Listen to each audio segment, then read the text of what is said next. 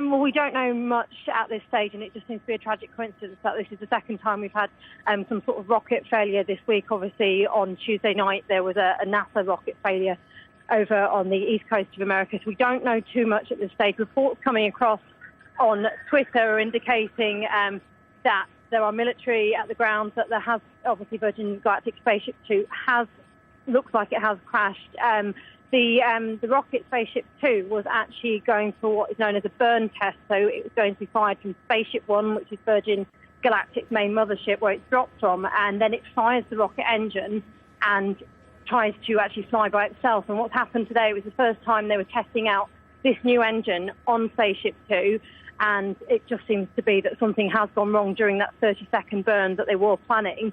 And things have been looking really, really good for Virgin Galactic. There have been problems with the engine in the past, and they've tried a new type of engine, which we're trying at the moment, but there just seems to be something which has gone wrong during that initial 30-second burn. Changes to the engines, also changes to the propellant firing the engines, wasn't there? What to do with the engines? Basically, Spaceship 2 is a scaled-up version of Spaceship 1 now. Spaceship 1, 10 years ago, won something known as the Ansari X Prize, when it became the first commercially built craft to go into space on two separate occasions with commercial astronauts. And Spaceship 2 is a bigger version of Spaceship 1. The problem is you can't just build a bigger spaceship and double the size of the engine. It doesn't work like that. So they had to change the engine they had in Spaceship 2 from the original one they had in Spaceship 1.